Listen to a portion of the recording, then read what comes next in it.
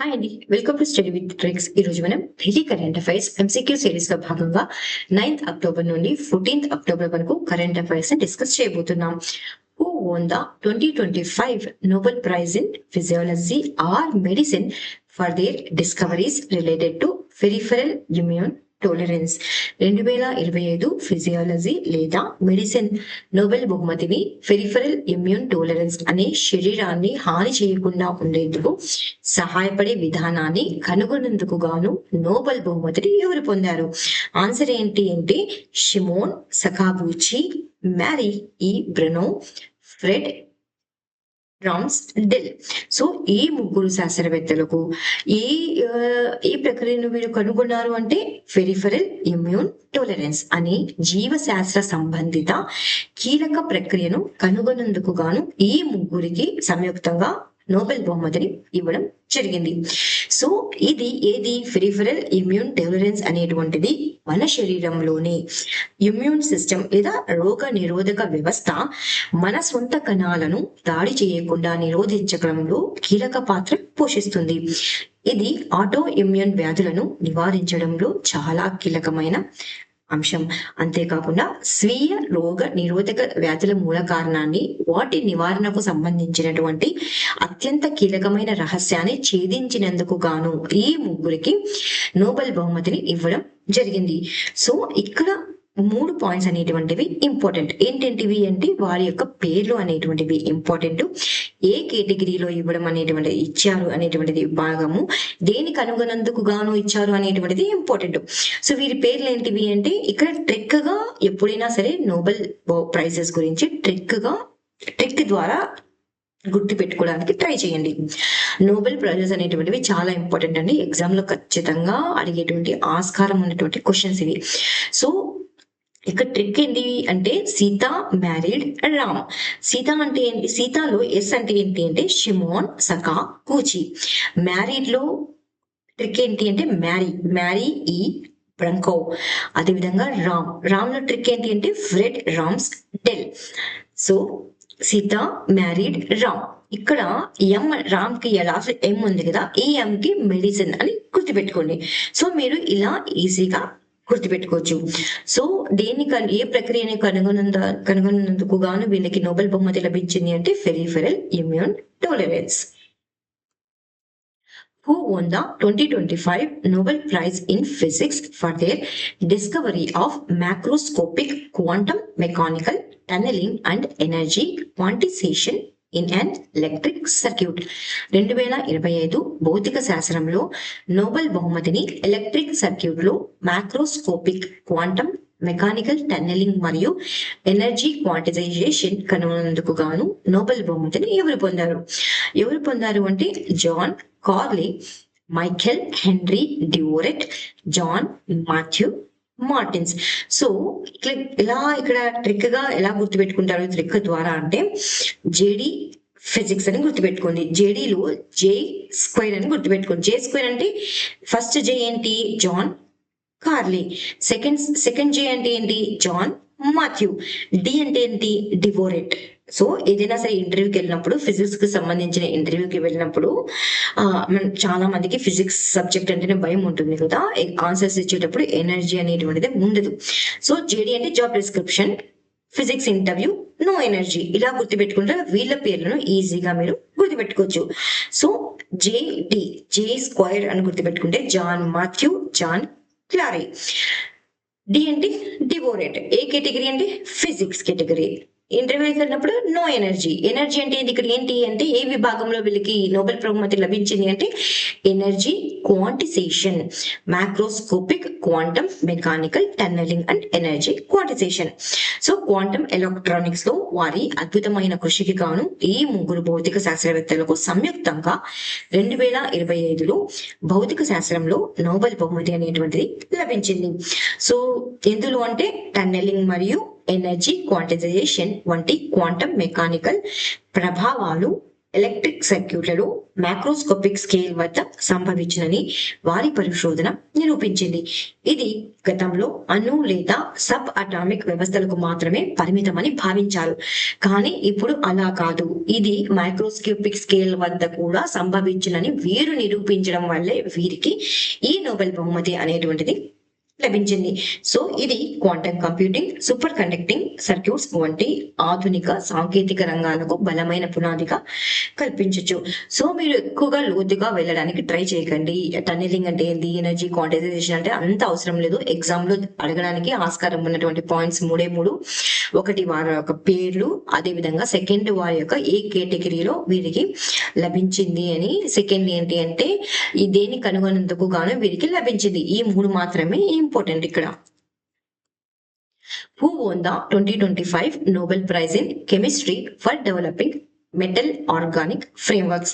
2025 రసాయన శాస్త్రంలో నోబెల్ బహుమతిని మెటల్ ఆర్గానిక్ ఫ్రేమ్వర్క్స్ అభివృద్ధి చేసినందుకు గాను ఎవరు పొందారు అంటే సుసుము కిటాగావా, రిచర్డ్ రాబ్సన్, ఉమర్ మౌనస్ యోగి. సో ఇక్కడ ఏం ఏంటి ట్రిక్ ఏంటి ఇక్కడ అంటే రోజ్ ఆర్ అంటే ఏంటి రిచర్డ్ రాబ్సన్, ఓ అంటే ఏంటి ఉమర్ మౌనస్ యాగి, ఎస్ అంటే ఏంటి సుసుము కిటాగావా.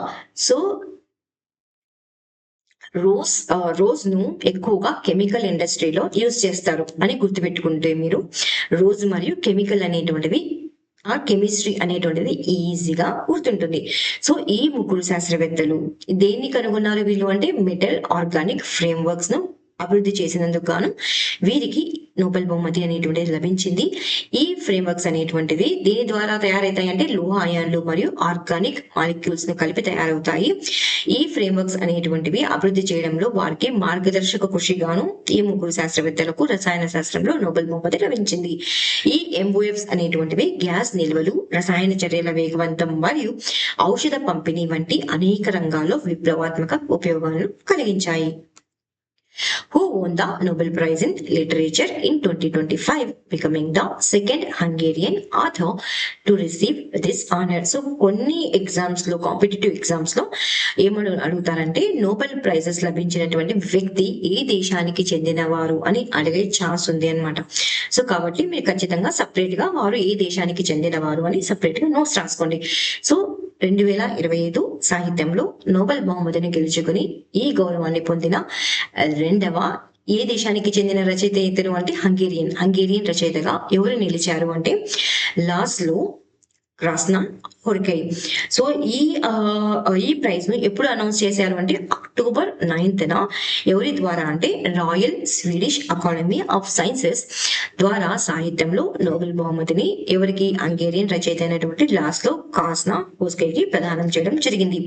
ఇతని యొక్క రచనలు ఆధునిక ప్రపంచంలోని గందరగోళాన్ని, భయాన్ని లోతుగా విశ్లేషిస్తూనే మానవ అనుభవాన్ని, కళకు ఉన్నటువంటి శక్తిని అద్భుతంగా ఆవిష్కరిస్తాయని మరియు కళ యొక్క శక్తిని పునరుద్ధరించి అదే దృఢమైన దూరదృష్టి కలిగిన రచనల కోసం ఈ గౌరవం అనేటువంటిది లభించింది. ఈయన 2002లో నోబెల్ గెలుచుకున్నటువంటి ఇమ్రే కార్టేజ్ తర్వాత ఈ బహుమతిని పొందినటువంటి రెండవ హంగేరియన్ రచయితగా నిలిచారు.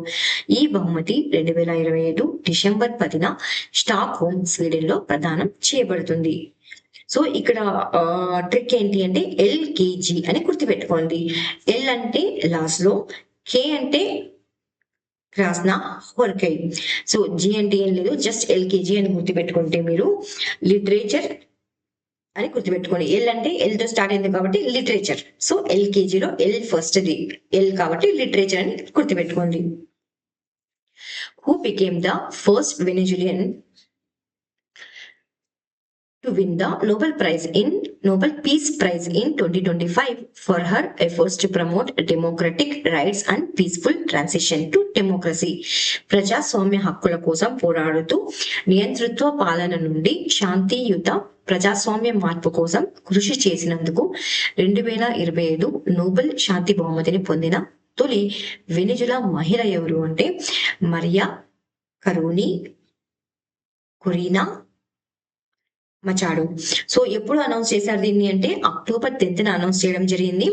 ఎవరు అంటే నార్వేజియన్ నోబెల్ కమిటీ అధ్యక్షుడైనటువంటి యార్గీస్ వార్ట్నీ ఫ్రైడ్రస్ ప్రకటించిన ప్రకారం వెనిజులా ప్రతిపక్ష నాయకురాలు మారియా కొరీనా మచాడోకు 2025 నోబెల్ శాంతి బహుమతి అనేటువంటిది లభించింది. ఎందుకు ఈమెకి ఈ నోబెల్ శాంతి బహుమతి లభించింది అంటే ఆమె ప్రజాస్వామ్య హక్కుల కోసం నిరంతరంగా కృషి చేసినది, అంతేకాకుండా నియంత్రిత పాలన నుండి ప్రజాస్వామ్యానికి శాంతియుత మార్పు కోసం చేసిన పోరాటానికి గాను ఈ గౌరవం అనేటువంటిది లభించింది. ఈ ప్రకటనను నార్వేజియన్ నోబెల్ ఇన్స్టిట్యూట్ ఓస్లీ నార్వే ద్వారా జరిగింది. సో ఈమె ఈ బహుమతిని పొందినటువంటి మొదటి వెనిజులా వ్యక్తిగా చరిత్రలో నిలిచారు. ఇక్కడ ట్రిక్ ఏంటి అంటే corona no please. So corona టైంలో అందరికి ఏంటి ఏం లేదు అంటే పీస్ లేదు, కాబట్టి ఈమె పేరులో ఏముంది కొరీనా ఉంది కాబట్టి కరోనా అని లింక్ చేసుకోండి. సో కరోనా కాలంలో నో పీస్, శాంతి అయితే ఎవరికి లేదు కరోనా వచ్చినప్పుడు, కాబట్టి కరోనా నో పీస్ అని గుర్తుపెట్టుకోండి. Who were awarded the 2025 Nobel Prize in Economics for their work explaining innovation-driven economic growth. ఆవిష్కరణ ఆధారిత ఆర్థిక వృద్ధిని వివరించినందుకు 2025 ఆర్థిక శాస్త్రంలో నోబెల్ బహుమతిని పొందిన వారు ఎవరు అంటే జియోల్ మోకియర్, ఫిలిప్పే అగోయిన్, పీటర్ హోవిట్. సో ఎప్పుడు అనౌన్స్ చేశారు అంటే 2025 అక్టోబర్ 13న. ఎవరి ద్వారా అంటే royal Swedish Academy of sciences ద్వారా. ఏ రంగంలో అంటే ఆర్థిక శాస్త్రంలో నోబెల్ బహుమతిని అధికారికంగా దీన్ని ఇంకా ఏమని పిలుస్తారు అంటే అధికారికంగా అంటే ఆల్ఫ్రెడ్ నోబెల్ స్మృతిలో స్వీడిష్ రికగ్నిషన్ బ్యాంక్ బహుమతిగా పిలువబడే ఈ గౌరవాన్ని ఈ క్రింది ముగ్గురు ప్రముఖ ఆర్థిక శాస్త్రవేత్తలకు ప్రదానం చేయడం జరిగింది. సో జోయెల్ మాక్యూర్, ఇతను ఒక అమెరికన్ ఇజ్రాయలీ ఆర్థిక చరిత్రకారుడు. ఫిలిప్ అగియన్ ఫ్రెంచ్ ఆర్థిక శాస్త్రవేత్త. పీటర్ హోవిట్ కెనడియన్ ఆర్థిక శాస్త్రవేత్త. వీరు ఆవిష్కరించినటువంటి ఇన్నోవేషన్ డ్రివెన్ ఎకనామిక్ గ్రోత్ ని వివరించినందుకు గాను ఈ నోబెల్ బహుమతిని పొందడం జరిగింది. అంటే ఆవిష్కరణ ఆధారిత ఆర్థిక వృద్ధిని వివరించినందుకు గాను వీరికి ఈ నోబెల్ బహుమతిని ఇవ్వడం జరిగింది. వారి యొక్క అధ్యయనాలు దీర్ఘకాలిక ఆర్థిక వృద్ధిలో సాంకేతిక పురోగతి అంటే ఏంటంటే టెక్నాలజికల్ ప్రోగ్రెస్ మరియు నాలెడ్జ్ క్రియేషన్ అనేటువంటి పాత్రను విశ్లేషించాయి. ఇవి ఆధునిక ఆర్థిక విధానాల రూపకల్పనలో మార్గదర్శకంగా నిలిచింది. సో ఇక్కడ ట్రిక్ ఏంటి అంటే పామ్ అంటే అరచేతి అంటారు కదా, అందులో మనీ అంటే ఎవరికి ఎంతెంత మనీ ఉంటుందో రాసి పెట్టుంటాయి కదా అరిచేతిలో గీతల ద్వారా. సో అలా గుర్తుపెట్టుకోండి. ఇక్కడ పామ్ అంటే ఏంటి, పి అంటే ఏంటి అంటే ఫిలిప్పే అగియన్, పి అంటే ఫిలిప్పే అగియన్. సో ఇక్కడ ఇంకొక పీ గాని ఉంది కదా, పీటర్ హోవిట్. సో ఇక్కడ పీ స్క్వేర్ అని గుర్తుపెట్టుకోండి. ఒకటి వచ్చి ఫిలిప్పే అగియన్, ఇంకోటి వచ్చేసి పీటర్ హోవిట్. సో ఎం అంటే ఏంటి అంటే జోయెల్ మోకియర్. సో ఆర్థిక శాస్త్రంలో ఎకానమీ అంటేనే కదా మనీ గురించి చెప్తుంది అని అంటారు కదా. సో అలా మనీ అని గుర్తుపెట్టుకోండి. పామ్ మనీ అని గుర్తుపెట్టుకుంటే ఈజీగా మీకు గుర్తుండడానికి ఛాన్సెస్ ఉంటుంది. సో ఇక్కడ నేను షార్ట్ కట్ లో మీకు చెప్పడం జరిగిందండి. చూడండి ఇక్కడ కేటగిరీ వైజ్ అన్నమాట. ఏ కేటగిరీలో ఎవరు అవార్డు ఇచ్చారు, ఎవరికి నోబెల్ బహుమతి లభించింది, ఏ కాంట్రిబ్యూషన్ చేశారు కాబట్టి వీరికి నోబెల్ బహుమతి లభించింది. సో ఫర్ ఎగ్జాంపుల్ తీసుకుంటే ఫిజియాలజీ ఆర్ మెడిసిన్ ఈ విభాగంలో ఎవరు అవార్డు చేస్తారు నోబెల్ బహుమతిని అంటే the Nobel assembly at Karolinska Institute Wallenbergsalen Solna. So ఈ నోబెల్ ప్రైజ్ విన్నర్స్ ఎవరు, 2025 విన్నర్స్ ఎవరు అంటే Mary E Brunkow, Fred Ramsdell and Shimon Sakaguchi. దేనికి గాను వీళ్ళకి నోబెల్ ప్రైజ్ లభించింది ఫిజియాలజీ అండ్ మెడిసిన్ లో అంటే discoveries concerning peripheral immune tolerance. ఇక్కడ ఏం చేశారంటే ఇంకొక కాలం గాని క్రియేట్ చేసి అక్కడ ట్రిక్ అని రాయండి, ఇంకో కాలం క్రియేట్ చేసి ఏ దేశానికి చెందిన వారు అని రాసుకోండి. సో ఒక A4 షీట్ పేపర్ లో మీకు మొత్తం మీరు మొత్తం గనక రాసుకున్నట్లయితే ఈజీగా రివైజ్ చేయగలుగుతారు. సో ఫిజిక్స్ విభాగంలో కేటగిరీలో ఎవరు అవార్డు ఇస్తారు అంటే the Royal Swedish Academy of Sciences Stockholm. ఎవరు నోబెల్ ప్రైజ్ విన్నర్స్ ఫిజిక్స్ విభాగంలో అంటే John Clarke, Michael H Devoret and John M Martin's.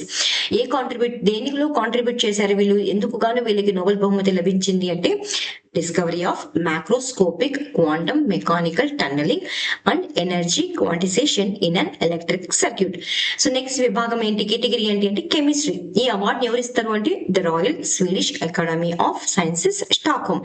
So ఈ కెమిస్ట్రీ విభాగంలో విన్నర్స్ ఎవరు అంటే Susumu Kitagawa, Richard Robson and Omar Yagi.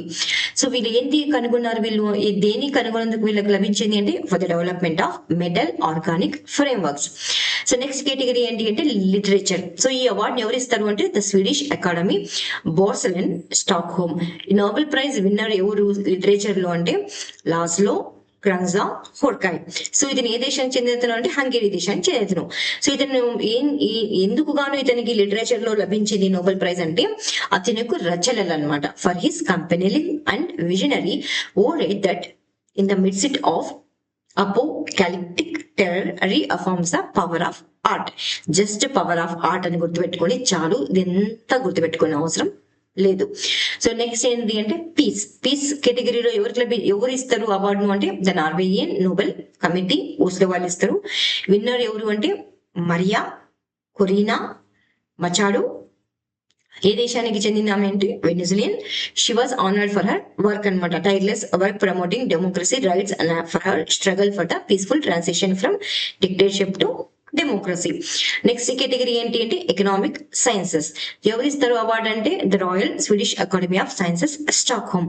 ఎవరికి లభించింది ఈ 2025 లో అంటే Joel Mokyr, Philippe Aghion and Peter Howitt for having the, ఎందుకు లభించింది వీళ్ళకి అంటే for having the explained innovation driven economical growth. ఒక్క పాయింట్ గుర్తుపెట్టుకుంటే చాలు, ఇన్నోవేషన్ డ్రివెన్ ఎకనామిక్ గ్రోత్ అనేది. What is the name of the newly commissioned static firing facility by the Indian Navy in Andhra Pradesh to test and validate naval weapon systems? Andhra Pradesh లో భారత నౌకాదళం కొత్తగా ప్రారంభించిన నావికా ఆయుధ వ్యవస్థలను పరీక్షించడానికి మరియు ధృవీకరించడానికి కొత్తగా ప్రారంభించిన స్టాటిక్ ఫైరింగ్ సదుపాయానికి గల పేరు ఏమిటి అంటే త్రినేత్ర. సో లాస్ట్ శుక్రవారం ఆంధ్రప్రదేశ్ లోని ఎక్కడ అంటే నావల్ స్టేషన్ భీమునిపట్నం వద్ద భారత నౌకాదళం త్రినేత్ర అనే ఆధునిక స్టాటిక్ ఫైరింగ్ సదుపాయాన్ని ప్రారంభించడం జరిగింది. ఈ కార్యక్రమానికి ఈస్టర్న్ నావల్ కమాండ్ అధికారి అయినటువంటి వైస్ అడ్మిరల్ రాజేష్ పెంధార్కర్ అధ్యక్షత వహించారు. త్రినేత్ర అనేటువంటిది పూర్తిగా దేశీయంగా రూపకల్పన చేయడం జరిగింది. ఇది నౌకా ఆయుధాల పరీక్షలలో స్వయం ఆధారిత వైపు కీలక అడుగుగా నిలుస్తుంది. ఈ సదుపాయం అనేటువంటిది మిసైళ్లు, రాకెట్లు వంటి ఆయుధాల పనితీరు ప్రమాణాలను శాస్త్రీయంగా అంచనా వేయడానికి అనుకూలంగా ఉంటుంది. ఇది విదేశీ తయారీదారులపై ఆధారాన్ని తగ్గిస్తూ ప్రస్తుత మరియు భవిష్యత్తు నౌకా ప్రాజెక్టులకు మద్దతు ఇస్తుంది. ఎందులో భాగంగా దీన్ని తీసుకెళ్తున్నారు అంటే ఆత్మ నిర్భర్ భారత్. ఇక్కడ గుర్తుపెట్టుకోవాలి ఏంటంటే ఈ స్టాటిక్ ఫైరింగ్ ఫెసిలిటీ అనేటువంటిది ఇండియన్ నేవీ ఎక్కడ ప్రారంభించింది అంటే ఆంధ్రప్రదేశ్ భీమునిపట్నం వద్ద ప్రారంభించింది. దాని పేరు ఏంటి అంటే త్రినేత్ర. సో ఇవి రివిజన్ ఎంసిక్యూస్ ఆంధ్రప్రదేశ్ కి సంబంధించినవి. Which state government unveiled the Amaravati quantum valley plan to attract $1 billion in investment by 2029. So ఏ రాష్ట్రం అనేటువంటిది భారతదేశంలో మొదటి అమరావతి క్వాంటమ్ వ్యాలీ ప్లాన్ ను ప్రారంభించింది. ఇది ఎంత అట్రాక్ట్ చేయాలి అంటే $1 బిలియన్ అనమాట. సో ఎప్పటికల్లా అంటే 2029 కల్లా. రాష్ట్రం ఏది అంటే Andhra Pradesh. Which state is said to launch the country's first AI-based smart mosquito surveillance system? ఏ రాష్ట్రం భారతదేశంలో మొదటిసారిగా AI based smart mosquito surveillance system ను ప్రారంభించింది అంటే ఆంధ్రప్రదేశ్. దోమలతో వచ్చేటువంటి రోగాలను ఎదుర్కోవడానికి ఈ AI based smart mosquito surveillance system ను ఆంధ్రప్రదేశ్ విశాఖపట్నంలో ప్రారంభించడం జరిగింది. Wear was the second BIMSTEC port conclave held in July 2025 and what was it's central theme? BIMSTEC port conclave అనేటువంటిది జూలైలో జరిగిందండి. అది ఎక్కడ జరిగింది, దాని థీమ్ ఏంటి అని అడుగుతున్నారు ఇక్కడ. ఎక్కడ జరిగింది అంటే విశాఖపట్నంలో జరిగింది. థీమ్ ఏంటి అంటే navigating the future, blue economy, innovation and sustainable partnership. Where were the first ever shell script inscription discovered in south India? దక్షిణ భారతదేశంలో మొదటిసారిగా షెల్ స్క్రిప్ట్ ఇన్స్క్రిప్షన్స్ అనేటువంటివి ఎక్కడ లభించాయి అంటే లంకమల్ల ఫారెస్ట్ కడప డిస్ట్రిక్ట్ లో లభించడం జరిగింది. Recently which state inaugurated major manufacturing units at the Kopparthi mega industrial hub? ఇటీవల కొప్పర్తి మెగా ఇండస్ట్రియల్ హబ్ లో ప్రారంభించినటువంటి మేజర్ ఇండస్ట్రియల్ యూనిట్స్ ను ఏ రాష్ట్రం అనేటువంటిది ప్రారంభించింది? కొప్పర్తి మెగా ఇండస్ట్రియల్ హబ్ లో అంటే మ్యానుఫ్యాక్చరింగ్ యూనిట్స్ ఎక్కడ ఏ రాష్ట్రం ప్రారంభించింది అంటే ఆంధ్రప్రదేశ్ ప్రారంభించింది. Which historic site in Andhra Pradesh was recently granted geo heritage site status by geological survey of India? ఏ సైట్ అనేటువంటిది ఆంధ్రప్రదేశ్ లో ఉన్నటువంటి ఏ సైట్ అనేటువంటిది ఇటీవల జియో హెరిటేజ్ సైట్ యొక్క స్టేటస్ ని పొందింది? దేని ద్వారా పొందింది ఇది అంటే జియోలాజికల్ సర్వే ఆఫ్ ఇండియా ద్వారా. ఏ గుహలు అవి అంటే బెలూమ్ గుహలు. Which two prestigious naval events are set to be hosted by Visakhapatnam in February 2026? ఫిబ్రవరి 2026లో ఏ సిటీ అనేటువంటిది నావల్ ఈవెంట్స్ కు ఆతిథ్యం ఇవ్వబోతోంది అంటే విశాఖపట్నం అనేటువంటిది ఆతిథ్యం ఇవ్వబోతోంది. ఎప్పుడు అంటే ఫిబ్రవరి 2026లో. ఆ ఈవెంట్స్ ఏంటి అంటే ఇంటర్నేషనల్ ఫ్లీట్ రివ్యూ మరియు మిలాన్ 2026. ఎగ్జామ్ లో గనక మిలాన్ 2026 కి ఎక్సర్సైజ్ కి ఎవరు ఆతిథ్యం, ఏ నగరం ఆతిథ్యం ఇవ్వబోతోంది అంటే Visakhapatnam. In which Indian state is the Madhurawada sewage system project being developed with IFC funding in September 2025? ఏ రాష్ట్రంలో మధురవాడ సివేజ్ సిస్టమ్ ప్రాజెక్ట్ ను ప్రారంభించబోతున్నారు? ఐఎఫ్సి ఫండింగ్ దీనికి సంబంధించింది అని వరల్డ్ బ్యాంక్ కి సంబంధించింది. ఏ రాష్ట్రంలో ప్రారంభించబోతున్నారు మధురవాడ సివేజ్ సిస్టమ్ అంటే ఆంధ్రప్రదేశ్ లో. In September 2025 which state announced the establishment of India's first quantum reference facility at Amaravati quantum valley? ఏ రాష్ట్రం అనేటువంటిది ఇటీవల భారతదేశపు మొదటి క్వాంటమ్ రెఫరెన్స్ ఫెసిలిటీని అమరావతిలో ప్రారంభించబోతోంది అంటే ఆంధ్రప్రదేశ్ అనౌన్స్ చేసింది. ఆంధ్రప్రదేశ్ అనేటువంటిది సో రాష్ట్రం. So which Indian state won the global tourism award for innovation in sustainable tourism? Innovation in sustainable tourism లో కేటగిరీలో ఇటీవల ఏ రాష్ట్రానికి గ్లోబల్ టూరిజం అవార్డు లభించింది అంటే ఆంధ్రప్రదేశ్ కు లభించింది. Who became the first Indian to receive the IUCN WCPA Kenton R. Miller Award in 2025 for excellence in protected areas management? రక్షిత ప్రాంతాల నిర్వహణలో అత్యుత్తమ ప్రతిభకు గాను 2025లో IUCN WCPA అంటే world commission on protected areas Kenton R Miller అవార్డును పొందిన తొలి భారతీయుడు. చాలా ఇంపార్టెంట్ క్వశ్చన్ అండి ఇది. అంతేకాకుండా ఇది టాప్ ఎన్విరాన్మెంట్ అవార్డు, పర్యావరణానికి సంబంధించినటువంటి అవార్డు కాబట్టి ఇంపార్టెంట్ ఇది. సో తొలి భారతీయురాలు. అంతేకాకుండా ఎవరికి లభించింది అంటే సోనాలి ఘోష్ గారికి లభించింది. 2025 కాజీరంగా నేషనల్ పార్క్ మరియు టైగర్ రిజర్వ్ ఫీల్డ్ డైరెక్టర్ గా పనిచేస్తున్నటువంటి డాక్టర్ సోనాలి ఘోష్ కు ఐయుసిఎన్ ప్రపంచ రక్షిత ప్రాంతాల కమిషన్ అంటే world commission on protected area స్థాపించినటువంటి కెంటన్ ఆర్ మిల్లర్ అవార్డును పొందిన తొలి భారతీయులుగా నిలిచారు. ఈ అవార్డు అబుదాబిలో జరిగినటువంటి ఐయుసిఎన్ వరల్డ్ కన్జర్వేషన్ కాంగ్రెస్ ప్రకటించబడింది. ఈ అంతర్జాతీయ గౌరవం రక్షిత ప్రాంతాల నిర్వహణలో వినూత్నత మరియు విశిష్టత చూపిన వ్యక్తులను సత్కరిస్తుంది. సో ఈమె చేసినటువంటి కృషికి గాను మరియు సాంస్కృతిక వారసత్వ ప్రదేశాల స్థిరత్వాన్ని మెరుగు చెల్లించడంలో ప్రభావవంతంగా నిలిచింది కాబట్టి ఈమెకి కెంటన్ ఆర్ మిల్లర్ అవార్డు లభించింది. ఎప్పుడు అంటే 2025 అక్టోబర్లో. సో రివిజన్ ఎంసిక్యూస్ అవార్డుకు సంబంధించినవి ఇవి 2025 కి సంబంధించినవి. Pen translate award for once elephants లీవ్డ్ here అనే అనే దానికి రచనకు గాను పెన్స్ ట్రాన్స్లేటర్ అవార్డు ఎవరికి లభించింది అంటే గీతాంజలి శ్రీకి. 43rd Lokmanya Tilak national award ఎవరికి లభించింది అంటే నితిన్ గడ్కరీ గారికి. జిపి బిర్లా మెమోరియల్ అవార్డు అనేటువంటిది ఎవరికి లభించింది అంటే డాక్టర్ వి నారాయణన్ గారికి. యునైటెడ్ నేషన్స్ పాపులేషన్ అవార్డు ఎవరికి లభించింది అంటే వర్ష దేశపాండేకి. కళింగ రత్న అవార్డు ఎవరికి లభించింది అంటే ధర్మేంద్ర ప్రధాన్ గారికి. United Nations world summit of information 2025 award ఎవరికి లభించింది, ఏ యాప్ కి లభించింది అంటే మేరీ పంచాయత్ యాప్ కి.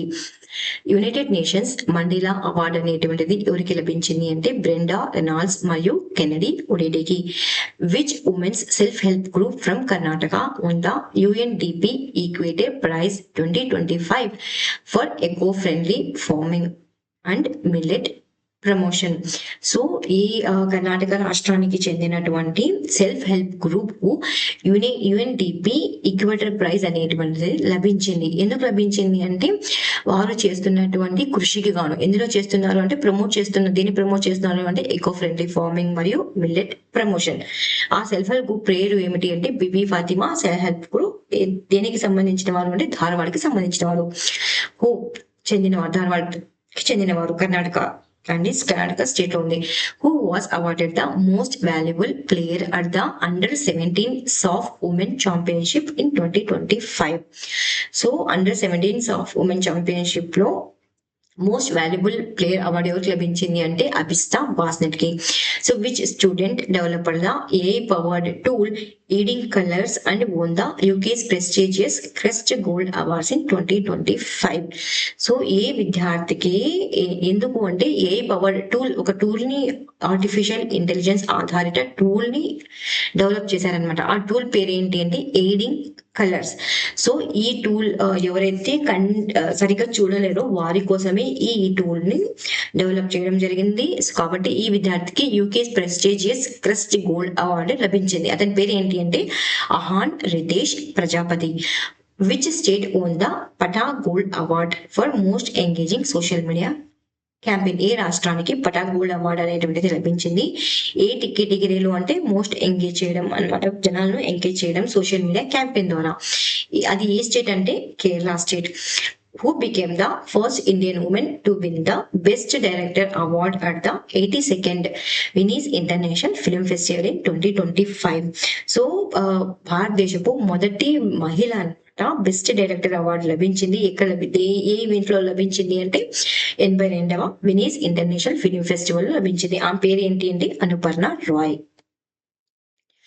Which country hosted the Sharm el Sheikh Gaza Peace Summit in 2025 aimed at promoting ceasefire and peace in the Middle East. 2025 middle east లో యుద్ధ విరమణ మరియు శాంతిని ప్రోత్సహించేందుకు నిర్వహించిన షర్మ్ ఎల్ షేక్ గాజా శాంతి సదస్సుకు ఆతిథ్యం ఇచ్చినటువంటి దేశం ఏది అంటే ఈజిప్ట్. సో ఈ సమ్మిట్ గాజా పీస్ సమ్మిట్ అనేటువంటిది ఎక్కడ జరిగింది అంటే ఈజిప్ట్ లో జరిగింది. ఎప్పుడు జరిగింది అంటే అక్టోబర్ లోనే జరిగింది అనమాట. సో ఈ షర్మ్ ఎల్ షేక్ గాజా శాంతి సదస్సుకు ఈజిప్ట్ మరియు అమెరికా సంయుక్తంగా ఆతిథ్యం అనేటువంటివి ఇచ్చాయి. ఈ సదస్సు ఈజిప్ట్ లోని రెడ్ సీ రిసార్ట్ నగరం షర్మ్ ఎల్ షేక్ లో జరిగింది. అమెరికా అధ్యక్షుడు డొనాల్డ్ ట్రంప్ మరియు ఈజిప్ట్ అధ్యక్షుడు అబ్దెల్ ఫతాతా ఎల్ సిసి ఈ సమావేశానికి సభాధ్యక్షులుగా వ్యవహరించారు. ఈ సదస్సు యొక్క ముఖ్య లక్ష్యాలు ఏంటి అంటే ఇజ్రాయెల్ మరియు హమాస్ మధ్య యుద్ధ విరమణను అమలు చేయడం, గాజా ప్రజలకు మానవతా సహాయాన్ని అందించడం, బందీల మార్పును పర్యవేక్షించడం. ఈ మిడిల్ ఈస్ట్ లో శాంతి మరియు స్థిరత్వాన్ని ప్రోత్సహించడం కోసం భారతదేశం తరపు నుండి కీర్తివర్ధన్ సింగ్ ప్రధానమంత్రి ప్రత్యేక ప్రతినిధిగా పాల్గొనడం జరిగింది. సో UN ప్రధాన కార్యదర్శి అయినటువంటి యాంటోనీ గుటెరస్ తో సహా 20కి పైగా ప్రపంచ నాయకులు ఈ సమావేశంలో పాల్గొన్నారు. సో ఇక్కడ ఇంపార్టెంట్ ఏంటంటే Sharm el Sheikh Gaza peace summit అనేటువంటిది ఎక్కడ జరిగింది అంటే ఈజిప్ట్ లో జరిగింది.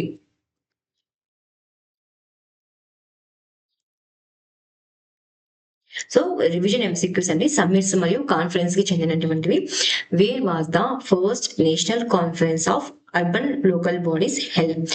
సో ఎక్కడ భారతదేశపు మొదటి నేషనల్ జాతీయ సదస్సు అనేటువంటిది జరిగింది, ఎక్కడ జరిగింది అని, దేనికి సంబంధించింది ఇది అంటే అర్బన్ లోకల్ బాడీస్ కి సంబంధించింది. ఎక్కడ జరిగింది అంటే గుర్గావ్ హర్యానాలో జరిగింది. Which country hosted the 51st G7 summit in 2025. So 2025లో జరిగినటువంటి G7 సమ్మిట్ అనేటువంటిది ఎక్కడ జరిగింది అంటే కెనడాలో జరిగింది. ఇది ఎన్నవ ఎడిషన్ అంటే 51st edition. Which country is said to host the COP33 summit in 2028? 2028లో జరిగినటువంటి COP33 సమ్మిట్ లో ఎక్కడ జరగబోతోంది అంటే భారతదేశంలో జరగబోతోంది. భారతదేశం అనేటువంటిది ఆతిథ్యం ఇవ్వబోతోంది COP33 సమ్మిట్ కు. Which country will host the 20th edition of the G20 summit in November 2025. అంటే నెక్స్ట్ మంత్ జరిగేటువంటి 20th ఎడిషన్ అయినటువంటి G20 సమ్మిట్ కు ఆతిథ్యం ఇవ్వబోయేటువంటి దేశం ఏది అంటే south Africa. Wear was the international conference on sustainable and responsible mining 2025 held. So ఎక్కడ అంతర్జాతీయ సదస్సు అనేటువంటిది జరిగింది, దేని మీద అంటే సస్టైనబుల్ అండ్ రెస్పాన్సిబుల్ మైనింగ్ పైన జరిగింది అంటే హైదరాబాద్ లో జరిగింది. Where was the 11th edition of India maize summit held. 11వ ఎడిషన్ అయినటువంటి ఇండియా మేజ్ సమ్మిట్ అనేటువంటిది సదస్సు అనేటువంటిది ఎక్కడ జరిగింది అంటే న్యూఢిల్లీలో జరిగింది. Which country hosted the NATO summit in 2025. NATO summit 2025 ఆతిథ్యం ఇచ్చినటువంటి దేశం ఏది అంటే నెదర్లాండ్స్.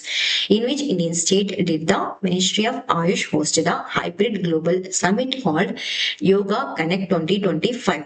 సో ఆయుష్ మంత్రిత్వ శాఖ ఆతిథ్యం ఇచ్చినటువంటి యోగా కనెక్ట్ 2025 ఎక్కడ జరిగింది అంటే న్యూఢిల్లీలో జరిగింది. In which country was the 22nd defence ministers meeting of the Shanghai cooperation organisation held in 2025. So 22వ డిఫెన్స్ మినిస్టర్స్ మీటింగ్ దీనికి సంబంధించింది అంటే SCOకి సంబంధించింది. ఎక్కడ జరిగింది అంటే చైనాలో జరిగింది, కుండాంగుడు.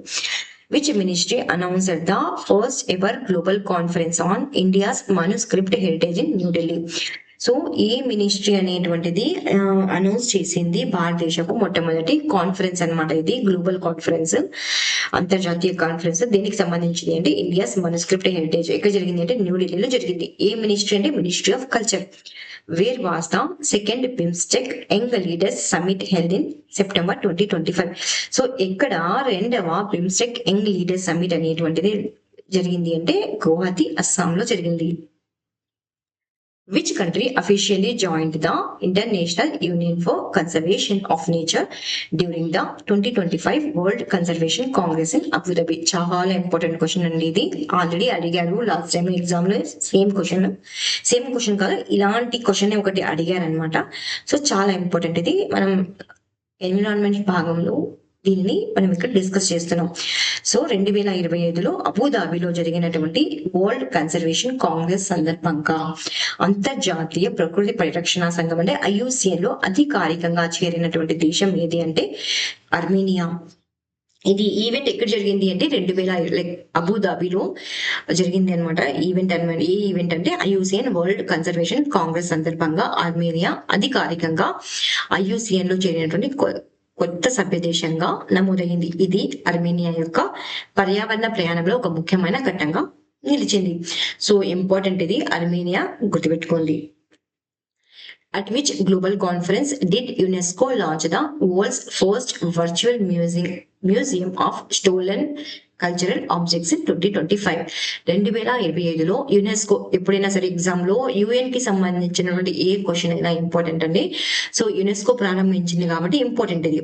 2025లో యునెస్కో ప్రపంచంలోనే మొట్టమొదటిసారిగా చోరీకి గురి అంటే దొంగతనానికి గురైనటువంటి సాంస్కృతిక వస్తువుల వర్చువల్ మ్యూజియం. ఆ వస్తువు అనేటువంటిది అక్కడ ఉండదు, కానీ ఆ వస్తువు అనేటువంటిది దొంగలించబడింది అని చూపేటువంటి మ్యూజియం అన్నమాట. సో ఆ వస్తువు యొక్క పిక్చర్స్ గాని అక్కడ షో చేస్తారు ఆ మ్యూజియం లో. సో సాంస్కృతిక వస్తువుల వర్చువల్ మ్యూజియాన్ని ఏ అంతర్జాతీయ సమావేశంలో ప్రారంభించింది అంటే మాండియా కల్ట్ 2025. 2025 యునెస్కో అంటే United Nations educational scientific and cultural organisation ప్రపంచంలోనే మొట్టమొదటి చోరీకి గురైన దొంగిలించబడిన సాంస్కృతిక వస్తువుల వర్చువల్ మ్యూజియాన్ని మాండియా కల్ట్ 2025 సమావేశంలో బార్సిలోనా స్పెయిన్ లో ప్రారంభించింది. సో అలా కాకుండా ఎగ్జామ్ లో గనక మాండియా కల్ట్ సమావేశం అనేటువంటిది ఎక్కడ జరిగింది అంటే బార్సిలోనా స్పెయిన్. ఈ ప్రపంచ స్థాయి డిజిటల్ మ్యూజియం యొక్క లక్ష్యాలు ఏంటి అంటే ప్రపంచవ్యాప్తంగా చోరీకి గురైన లేదా అక్రమంగా రవాణా చేసిన సాంస్కృతిక వస్తువులను ప్రదర్శించడం, డాక్యుమెంట్ చేయడం, ట్రేస్ చేయడం. అంతేకాకుండా ఈ మ్యూజియం అక్రమ రవాణాను వ్యతిరేకంగా పోరాడడం, తమ కోల్పోయిన వస్తువు వారసత్వంతో సమాజాలను డిజిటల్ గా మళ్ళీ కలిపేటువంటి ప్రయత్నం చేయడం. జస్ట్ ఇక్కడ ఏంటి అంటే ఈ వర్చువల్ మ్యూజియం ను ఏ సమావేశంలో ప్రారంభించారు అంటే మాండియా కల్ట్ సమావేశంలో ప్రారంభించారు. ఎవరు లాంచ్ చేశారు అంటే యునెస్కో అనేటువంటిది లాంచ్ చేసింది. Where was India's first semiconductor innovation museum inaugurated in 2025 to promote innovation, public awareness in the semiconductor industry? ఎప్పుడైనా సరే ఇండియా ఫస్ట్ భారతదేశంలో మొదటిది అంటే ఇంపార్టెంట్ క్వశ్చన్ అంటే ఇది 2025లో సెమీ కండక్టర్ రంగంలో వినూత్నత అంటే ఇన్నోవేషన్ మరియు ప్రజల అవగాహనను ప్రోత్సహించేందుకు భారతదేశపు తొలి సెమీ కండక్టర్ ఇన్నోవేషన్ మ్యూజియం ఎక్కడ ప్రారంభించబడింది అంటే హైదరాబాద్ లో ప్రారంభించబడింది. ఎప్పుడు అక్టోబర్ 12న. ఎవరి ఆధ్వర్యంలో అంటే టీచిప్ టెక్నాలజీ చిప్ ఇన్నోవేషన్ ప్రోగ్రామ్ ఆధ్వర్యంలో భారతదేశపు తొలి semi conductor innovation museum Hyderabad లో ప్రారంభించబడింది. ఇది భారత సెమీ కండక్టర్ రంగాన్ని అభివృద్ధి చేయడానికి వినూత్నత, ప్రజల భాగస్వామ్యం మరియు పెట్టుబడులను ప్రోత్సహించేందుకు రూపొందించబడినటువంటి కార్యక్రమం. ఈ మ్యూజియం లో ప్రదర్శించబడినటువంటి ముఖ్యమైన అంశాలు ఏంటి అంటే ఇది భారతదేశపు తొలి స్వదేశీ ఏ చిప్ ఏ ఆధారిత హ్యూమనాయిడ్ రోబోట్లు. ఇది వినూత్నత, ప్రతిభ, అన్వేషణ, పరిశ్రమల సహకారం కోసం కేంద్రంగా పనిచేస్తుంది. సో ఈ మ్యూజియం లో ఇవన్నీ అంటే చిప్ అనేటువంటిది తొలి స్వదేశీ ఏ చిప్ అనేటువంటిది ప్రదర్శించడం జరిగింది. దాంతో పాటు రోబోట్లు కూడా ప్రదర్శించారు ఈ మ్యూజియం లో. కాబట్టి ఇంపార్టెంట్ అని జస్ట్ గుర్తుపెట్టుకోండి. ఎక్కడ ఇనాగరేట్ చేశారు అంటే హైదరాబాద్ లో ఇనాగరేట్ చేశారు. Who was appointed as the executive director of the RBI reserve bank of India on October 9, 2025. 2025 October 9న భారత రిజర్వ్ బ్యాంక్ ఎగ్జిక్యూటివ్ డైరెక్టర్ గా ఎవరు నియమితులయ్యారు అంటే సొనాలి సేన్ గుప్తా గారు నియమితులయ్యారు. ఎప్పుడు అనౌన్స్ చేశారంటే అక్టోబర్ 9న రిజర్వ్ బ్యాంక్ కొత్తగా ఎగ్జిక్యూటివ్ డైరెక్టర్ గా సొనాలి సేన్ గుప్తాను నియమించింది. అంటే ఏ కేటగిరీలో మనం దీన్ని డిస్కస్ చేస్తున్నామంటే ఎకానమీలో భాగంగానే మనం ఈ అపాయింట్మెంట్ ని డిస్కస్ చేస్తున్నాం. సో బ్యాంకింగ్ మరియు ఫినాన్స్ రంగంలో 30 సంవత్సరాలకు పైగా అనుభవం ఉన్నటువంటి ఆమెకు ఇప్పుడు కింది కీలక విభాగాలను నేతృత్వం వహించనున్నారు. ఏంటేంటివి ఆ విభాగాలు అంటే consumer education and protection, financial inclusion and development. So ఇవేం అడగరండి, జస్ట్ ఎగ్జిక్యూటివ్ డైరెక్టర్ గా ఎవరు నియమితులయ్యారంటే Sonali Sen Gupta. So revision MCQs appointment సంబంధించినవి. Who was reelected as the president of boxing federation of India for the third term in August 2025. So boxing federation of ఇండియాకి third time ఎవరు తిరిగి ఎన్నుకోబడ్డారు ప్రెసిడెంట్ పొజిషన్ లో అంటే Ajay Singh. Who has been reappointed as the central board of direct taxes కు ఎవరు తిరిగి నియమితులయ్యారు అంటే Ravi Agarwal. Food safety and standard authority of India FSSAI గా ఎవరు నియమితులయ్యారు అంటే Rajit Punhani. Who has been elected as the president of the Asian infrastructure investment bank. President గా ఎవరు ఎన్నికయ్యారు అంటే Zou Jiayi. Who has been appointed as the first women director general of railway protection force గా first women director ఎవరు ఎన్నికయ్యారు అంటే నియమితులయ్యారు అంటే Sonali Mishra. Deputy national security adviser to Narendra Modi గారికి డిప్యూటీ నేషనల్ సెక్యూరిటీ అడ్వైజర్ గా ఎవరు అపాయింట్ అయ్యారు అంటే Anish Dayal Singh. Who has been recently appointed as నీ CEO of international cricket council కి కొత్త CEO గా ఎవరు నియమితులయ్యారు అంటే Sanju Gupta. Who was appointed as the executive director of the international monetary fund IMF కు ఎగ్జిక్యూటివ్ డైరెక్టర్ గా ఎవరు నియమితులయ్యారు అంటే Urjit Patel. Who were appointed as the MD and CEO of union bank of ఇండియాకి ఎండి మరియు సిఇఓగా ఎవరు నియమితులయ్యారు అంటే యూనియన్ బ్యాంక్ మరియు సెంట్రల్ బ్యాంక్ ఎవరు నియమితులయ్యారు అంటే ఆశీష్ పాండే మరియు Kalyan Kumar. Which film won the most awards at the 70th Hyundai Filmfare Awards 2025 held in Ahmedabad? 2025 Ahmedabad లో జరిగిన 70వ హ్యుండాయ్ ఫిల్మ్ఫేర్ అవార్డ్స్ లో అత్యధిక అవార్డులు గెలుచుకున్నటువంటి సినిమా ఏది అంటే లాపతా లేడీస్. సో ఈ సినిమాకి బెస్ట్ డైరెక్టర్ గా ఎవరు ఎన్నికయ్యారంటే కిరణ్ రావ్. 70వ హ్యుండాయ్ ఫిల్మ్ఫేర్ అవార్డ్స్ 2025 ఎప్పుడు జరిగింది అంటే October 11th జరిగింది. ఒకవేళ ఎగ్జామ్ లో కనుక ఎక్కడ జరిగింది అంటే అహ్మదాబాద్ లో జరిగింది, గుజరాత్. సో ఈ కేఏ అరేనాలో గుజరాత్ టూరిజం సహకారంతో ఘనంగా నిర్వహించబడింది.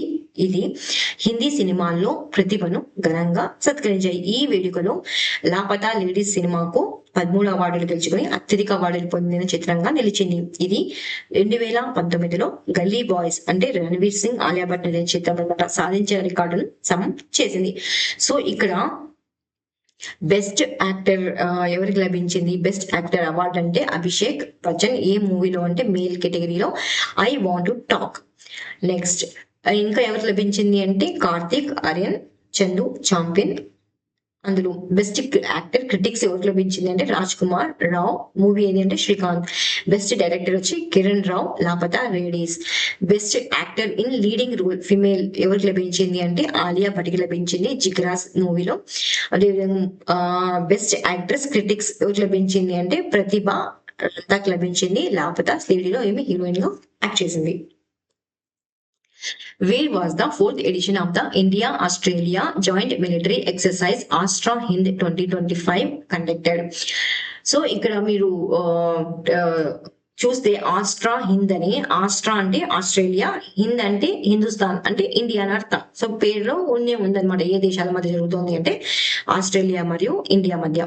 భారత్ ఆస్ట్రేలియా సంయుక్త సైనిక విన్యాసం ఆస్ట్రా హింద్ 2025 4వ ఎడిషన్ ఎక్కడ నిర్వహించబడింది అంటే పర్త్ ఆస్ట్రేలియాలో నిర్వహించబడింది.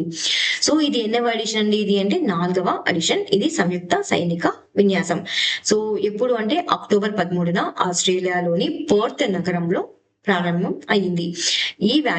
ఈ విన్యాసంలో గోర్ఖా రైఫిల్స్ బెటాలియన్ నేతృత్వంలోని 120 మంది భారత సైనిక బృందం అనేటువంటిది పాల్గొంటుంది. ఇవేం గుర్తుపెట్టుకుంటుంది, జస్ట్ ఎక్కడ జరిగింది ఆస్ట్రా హింద్ అంటే పర్త్ ఆస్ట్రేలియాలో జరిగింది.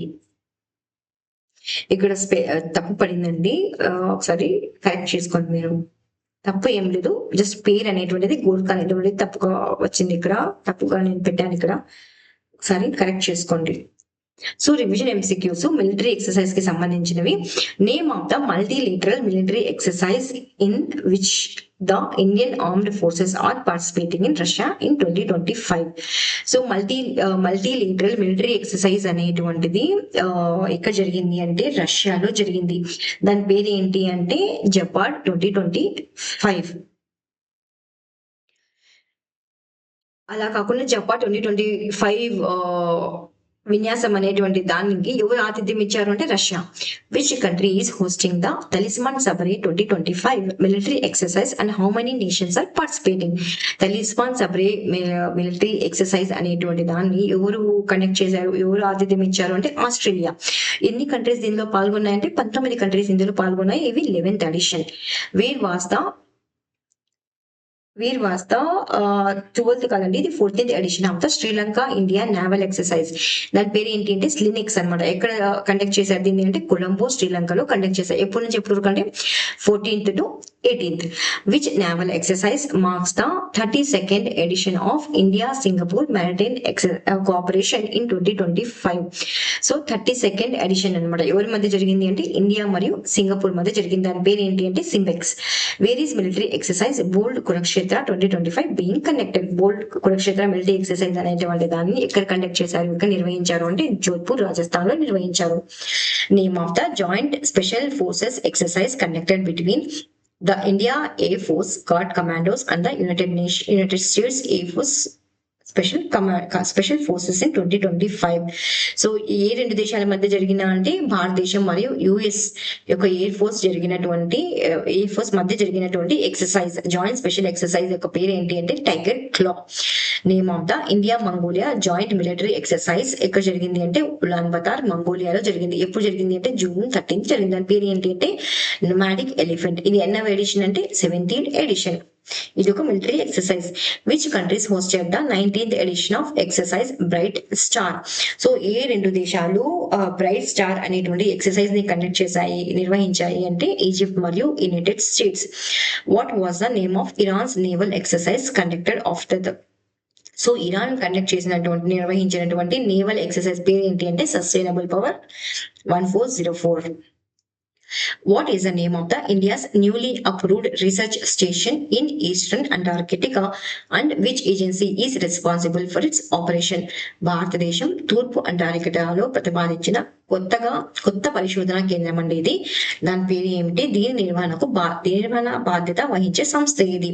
సో ఆల్రెడీ మైత్రి 1 అనేటువంటిది ఉంది. ఇప్పుడు కొత్తగా అంటార్కిటికాలో మైత్రి 2 అనే దానిని స్టార్ట్ చేయబోతున్నారు.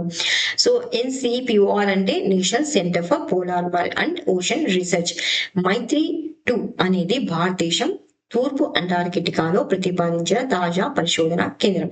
దీని నిర్మాణానికి ఇటీవల ఆర్థిక మంత్రిత్వ శాఖ ఆమోదాన్ని తెలపడం జరిగింది. ఈ కేంద్రం పర్యావరణ రహితంగా ఉండేలా రూపొందించబడుతుంది. సో దీని ద్వారా వేసవి కాలంలో సౌరశక్తిని అలాగే అంటార్కిటికాలో ఉండి బలమైన గాలులను వినియోగించి వాయు విద్యుత్ను ఉపయోగించనున్నారు. భారత భూ శాస్త్ర మంత్రిత్వ శాఖ అంటే మినిస్ట్రీ ఆఫ్ అర్త్ సైన్సెస్ కి చెందినటువంటి NCPOR అంటే national centre for polar and ocean research ఈ మిషన్ కు నోడల్ ఏజెన్సీగా వ్యవహరిస్తుంది. చాలా ఇంపార్టెంట్ అంటే ఇది గుర్తుపెట్టుకోండి, నోడల్ ఏజెన్సీ అడిగే ఛాన్సెస్ ఉంది. Where was India's first electric truck battery swapping and charging station inaugurated and which Indian ministers led the initiative? భారతదేశపు మొట్టమొదటి ఎలక్ట్రిక్ ట్రక్ బ్యాటరీ మ్యాపీ మరియు ఛార్జింగ్ స్టేషన్ ఎక్కడ ప్రారంభించబడింది?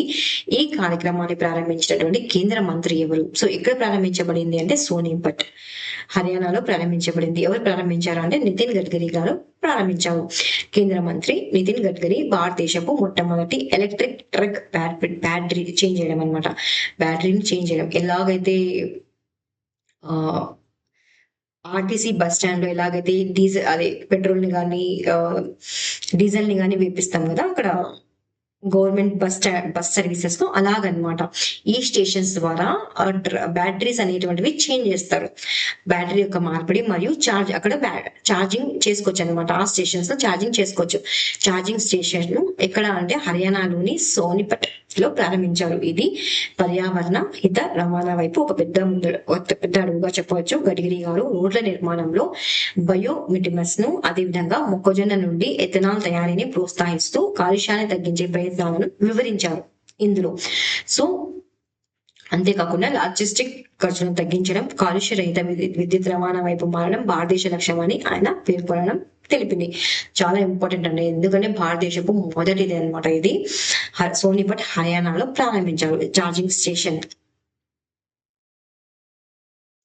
Where will the 8th international solar alliance assembly be held? చాలా important అండి ఇది. 8వ అంతర్జాతీయ సోలార్ అలయన్స్ అసెంబ్లీ ఎక్కడ జరుగుతుంది అంటే సదస్సు అనేటువంటిది, ఆ సమ్మిట్ అనేటువంటిది ఎక్కడ జరగనుంది అంటే న్యూఢిల్లీలో జరగనుంది. ఎప్పుడు అంటే ఈ మంత్ ఎండ్ లో October 27th to 30th తేదీలో న్యూఢిల్లీలోని భారత మండపం వద్ద 8వ అంతర్జాతీయ సోలార్ అలయన్స్ అసెంబ్లీ అనేటువంటిది నిర్వహించబడుతుంది. ఈ సమావేశంలో 124 సభ్య దేశాలు మరియు 40కి పైగా మంత్రులు పాల్గొంటారు. ఇది సోలార్ ఎనర్జీని ప్రోత్సహించేందుకు గ్లోబల్ సహకారాన్ని బలోపేతం చేస్తుంది. సో భారతదేశం అనేటువంటిది ప్రపంచవ్యాప్తంగా 3వ అతి పెద్ద సౌరశక్తి ఉత్పత్తిదారు అంటే ప్రొడక్షన్ చేస్తామన్నమాట. భారతదేశం అనేది సోలార్ ఎనర్జీని మరియు సెకండ్ అతిపెద్ద పునరుత్పాదక ఇంధన మార్కెట్ గా భారతదేశం అనేటువంటిది ప్రస్తుతం ఉంది. What is the name of the indigenous counter unmanned aerial system grid launched by the Indian Army and which organization collaborated in its development? Science and టెక్నాలజీలో భాగంగా మనం ఇక్కడ దీన్ని డిస్కస్ చేస్తున్నాం. భారత సైన్యం ప్రారంభించిన స్వదేశీ counter unmanned aerial system grid పేరు ఏమిటి? దీని అభివృద్ధిలో భాగస్వామ్య సంస్థ ఏది? దాని పేరు ఏంటి? గ్రిడ్ పేరు అంటే సాక్ష్యం. రేపు గనుక ఎగ్జామ్ లో సాక్ష్యం అంటే ఏంటి అని గనక అడిగితే ఇది ఒక అన్మాన్డ్ ఏరియల్ సిస్టమ్ గ్రిడ్ అన్నమాట. సో భారత సైన్యం తన వాయు రక్షణ సామర్థ్యాలను ఆధునీకరించేందుకు సక్షం అనే స్వదేశీ కౌంటర్ మానవరహిత వైమానిక వ్యవస్థ గ్రిడ్ ను ప్రారంభించింది. సో దీని ఎవరి సహకారంతో అభివృద్ధి చేస్తున్నారు అంటే భారత ఎలక్ట్రానిక్స్ లిమిటెడ్, బిఎల్. సో చాలా ఎగ్జామ్లలో కూడా అడిగారు అనమాట, ఏ సంస్థ దీన్ని అభివృద్ధి చేస్తుంది అని, కాబట్టి ఇంపార్టెంట్ ఇది. బిఎల్ సహకారంతో అభివృద్ధి చేస్తున్నారు. ఇది ఆర్టిఫిషియల్ ఇంటెలిజెన్స్ ఆధారిత బెదిరింపుల విశ్లేషణ మరియు బహు సెన్సార్ సమన్వయం ద్వారా శత్రు డ్రోన్లను, సో చైనా నుంచి వచ్చినా సరే, పాకిస్తాన్ నుంచి వచ్చినా సరే, అలాంటి డ్రోన్లను గుర్తించి ట్రాక్ చేసి తక్షణమే నిర్వీర్యం చేస్తుంది గ్రిడ్ అనేటువంటిది. ఇది ఆర్మీ డేటా నెట్వర్క్ పై పనిచేస్తుంది. 3000 మీటర్ల వరకు యుద్ధ భూమి గగనతల నియంత్రణను అందిస్తుంది. ఇది ఏ లక్ష్యాన్ని ప్రోత్సహిస్తుంది అంటే ఆ భాగంలో తీసుకొచ్చింది అంటే ఆత్మనిర్భర్ భారత్. జస్ట్ సాక్ష్యం పేరును గుర్తుపెట్టుకొని, సాక్ష్యం మరియు బెల్ అని, BL, Bharat electronics limited. So we current affairs MCQs and one-liner questions. Observed on 13th October, the International Day for Disaster Risk Reduction highlights the global efforts to reduce vulnerability to natural hazards like earthquakes, tsunamis and volcanic eruptions. అంటే మనం ఎప్పుడు జరుపుకుంటున్నాము అంటే international day for disaster reduction ఎప్పుడు జరుపుకుంటున్నాం అంటే October 13న జరుపుకుంటున్నాం అనమాట. అక్టోబర్ 13న జరుపుకునే అంతర్జాతీయ విపత్తు ప్రమాద తగ్గింపు దినోత్సవం భూకంపాలు, సునామీలు మరియు అగ్ని పర్వత విస్ఫోటాలు వంటి సహజ ప్రమాదాలకు గురయ్యే ప్రమాదాన్ని తగ్గించడానికే ఈ డేట్ ను మనం జరుపుకోవడం జరుగుతుంది. ఏ డేట్ ను అంటే అక్టోబర్ 13th ను. ఎగ్జామ్ లో గనక అక్టోబర్ 13th అనేటువంటిది ఏ డే ను జరుపుకుంటామంటే international day for disaster risk reduction. On 10th October 2025, Ministry of New and Renewable Energy officially recognized 3 major ports. So ఎప్పుడు అంటే అక్టోబర్ 10th నా ఏ మినిస్ట్రీ అంటే new and renewable energy ministry అనేటువంటిది official గా రికగ్నైజ్ చేసింది అనమాట. దేన్ని అంటే 3 పోర్ట్స్ ని. ఆ పోర్ట్స్ ఏమేమిటి అంటే Deen Dayal port authority Gujarat, VO Chidambaram port authority Tamil Nadu, Paradip port authority Odisha as a green hydrogen hubs. So exam లో గనక ఇటీవల ministry of new and renewable energy ఈ పోర్ట్స్ ను గ్రీన్ హైడ్రోజన్ హబ్స్ గా గుర్తించింది గనక ఎగ్జామ్ లో అడిగితే ఈ 3 పోర్ట్లు అనేటువంటివి వస్తాయి అనమాట. ఏ మిషన్ కింద అంటే under the national green hydrogen mission కింద. The 3 ports were selected as the strategic hubs for large scale of green hydrogen production కోసమే ఈ పోర్ట్స్ ని గుర్తించడం, రికగ్నైజ్ చేయడం జరిగింది. సో దీని ద్వారా ఇండస్ట్రియల్ యూజ్ అనేటువంటిది ఎక్స్పోర్ట్ చేయడం అనమాట, గ్రీన్ హైడ్రోజన్ ని ప్రొడక్షన్ చేయడం, దీన్ని చేస్తారు. So net zero emission target ఎంత అంటే 2070 under National Green Hydrogen Mission. In October 2025, CSR Box and the Godavari Initiative jointly organized the inaugural edition of the India Water and Rivers Forum 2025 in New Delhi to catalyze collection action for water security and advance corporate water stewardship in India. 2025 October లో. So ఎవరెవరు కలిసి అంటే CSR box మరియు the Godavari initiative సంయుక్తంగా భారతదేశంలో నీటి భద్రత కోసం మరియు కార్పొరేట్ నీటి నిర్వహణ ముందుకు తీసుకెళ్ళడానికి. సో ఎక్కడ జరిగింది అంటే న్యూఢిల్లీలో జరిగింది అనమాట. India water and reverse forum. Exam లో కనుక India water and reverse forum అనేటువంటిది ఎక్కడ జరిగింది అంటే ఇది ఫస్ట్ ఎడిషన్ అనమాట. ఎక్కడ జరిగింది అంటే న్యూఢిల్లీలో జరిగింది. అలా కాకుండా ఎవరు సంయుక్తంగా దీన్ని నిర్వహించారు ఈ ఫోరం ను, వాటర్ అండ్ రివర్స్ ఫోరం ను అంటే సిఎస్ఆర్ బాక్స్ మరియు the Godavari initiative. On October 10th, 2025, the Central Council for Research in Ayurvedic Sciences అంటే CCRAS under the Ministry of Ayush అంటే Ayurveda, Yoga and Naturopathy, Unani, Siddha మరియు Homeopathy has announced the fourth edition of its flagship initiative called Spark. Exam లో గనక ఈ spark అనే flagship initiative ను ఏ ministry announce చేసింది గనక అడిగినట్లయితే ministry of AYUSH. So spark అంటే ఏంటి అంటే studentship programme for Ayurveda research can 4.0. This initiative aims to spark scientific curiosity and foster research skill among undergraduate Ayurveda student across India. So ఈ spark అనేటువంటి initiative ద్వారా భారతదేశం అంతటా అండర్ గ్రాడ్యుయేట్ ఆయుర్వేద విద్యార్థులలో శాస్త్రీయ ఉత్సుకతను రేకెత్తించడం మరియు పరిశోధన నైపుణ్యాన్ని పెంపొందించడమే లక్ష్యంగా ఈ స్పార్క్ ఇనిషియేటివ్ ను మినిస్ట్రీ ఆఫ్ ఆయుష్ అనేటువంటిది తీసుకురావడం జరిగింది. In October 2025, the National E-Governance Division NEGD, Digital India Corporation, Ministry of Electronics and Information Technology signed a Memorandum of Understanding with Sahakar Taxi Cooperative Limited with the brand name of Bharat taxi. So ఎవరెవరు కలిసి అంటే national e governance division మరియు digital India corporation. ఏ ministry అంటే ministry of electronics and information technology అనేటువంటిది ఎంఓయును sign చేయడం జరిగింది అనమాట. ఎవరితో సైన్ చేశారు ఎంఓయు అంటే Sahakar taxi cooperative limited. Brand name పేరు ఏంటంటే భారత్ టాక్సీ. ఈ భారత్ టాక్సీ ఎలా ఉంటుందంటే మనం యూజ్ చేస్తున్నాం కదా ఓలా ఊబర్ అలాంటి టాక్సీ అనమాట. కానీ ఇది గవర్నమెంట్ కి చెందినటువంటి టాక్సీ, భారత్ టాక్సీ. దీని పేరే భారత్ టాక్సీ. సో ఈ ఎంఓయూ ద్వారా ఏంటి హెల్ప్ అంటే ఇది అడ్వైజ్ అనేటువంటిది ఇస్తుంది అనమాట, ప్లస్ టెక్నికల్ గా సపోర్ట్ చేస్తుంది. ఏది అంటే సహకార్ టాక్సీ కార్పొరేషన్ అంటే ఎవరికి అంటే గవర్నమెంట్ కి ఆ మినిస్ట్రీకి. Next the IUCN world heritage Outlook 4 is launched at the IUCN World Conservation Congress in Abu Dhabi in October 2025, assessing the conservation status of all natural and mixed UNESCO World Heritage site. So IUCN World Heritage Outlook 4 అనేటువంటి book ను something నివేదికను release చేయడం జరిగింది. ఎక్కడ launch చేశారు అంటే IUCN world conservation Congress. Exam లో గనక IUCN వరల్డ్ కన్జర్వేషన్ కాంగ్రెస్ అనేటువంటిది ఎక్కడ జరిగింది అంటే అబుదాబిలో జరిగింది అనమాట. ఎందుకు అంటే ఇది సహజ మరియు మిశ్రమ యునెస్కో ప్రపంచ వారసత్వ ప్రదేశాల పరిరక్షణ స్థితిని అంచనా వేయడానికి ఈ అవుట్లుక్ ను రిలీజ్ చేయడం జరిగింది. The directorate of revenue intelligence has launched the operation golden sweep. So operation golden sweep ను ఎవరు లాంచ్ చేశారు అంటే the directorate of revenue intelligence. ఎందుకు చేశారు అంటే క్రాకింగ్ డౌన్ అనే transitional gold smuggling syndicated Mumbai Chhatrapati Shivaji Maharaj international airport. So exam లో గనక ఆపరేషన్ గోల్డెన్ స్వీప్ దేనికి సంబంధించింది అంటే గోల్డ్ స్మగ్లింగ్ ను ఛేదించడానికి ఈ ఆపరేషన్ గోల్డెన్ ను లాంచ్ చేశారు. ఎవరు చేశారంటే డైరెక్టర్ ఆఫ్ రెవెన్యూ ఇంటెలిజెన్స్. ఎక్కడ చేశారు అంటే ముంబై ఛత్రపతి శివాజీ మహారాజా ఇంటర్నేషనల్ ఎయిర్పోర్ట్ లో. The international Purple Fest 2025 was recently concluded in Goa. So international purple pest అనేటువంటి ఈవెంట్ అనేటువంటిది రీసెంట్ గా ఎక్కడ జరిగింది అంటే గోవాలో జరిగిందండి. దీని ఫస్ట్ దేనికి సంబంధించింది అంటే దివ్యాంగుల యొక్క సాధికారతకు వారి యొక్క ఇన్క్లూజన్ మరియు యాక్సెసిబిలిటీకి సంబంధించినటువంటి సమ్మిట్ ఇది. ఆ ఫెస్ట్ ఇది ఎక్కడ జరిగిందంటే గోవాలో జరిగింది.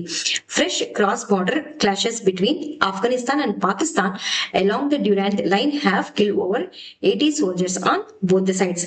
సో ఆఫ్ఘనిస్తాన్ మరియు పాకిస్తాన్ మధ్య ఇటీవల క్లాషెస్ అనేటువంటివి సంబంధించాయి అనమాట. కాల్పులు అనేటువంటివి జరిగాయి ఆఫ్ఘనిస్తాన్ మరియు పాకిస్తాన్ మధ్య.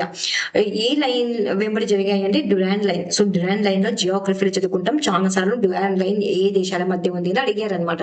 సో డ్యూరాండ్ లైన్ అనేటువంటి ఏ దేశాల మధ్య ఉంది? ఆఫ్ఘనిస్తాన్ మరియు పాకిస్తాన్ మధ్య ఉంది. సో ఈ డ్యూరాండ్ లైన్ వెంబడి ఎదురు కాల్పులు జరగడం వల్ల ఎవరి మధ్య ఆఫ్ఘనిస్తాన్ మరియు పాకిస్తాన్ మధ్య జరగడం వల్ల 80 సోల్జర్స్ వరకు చనిపోవడం జరిగింది.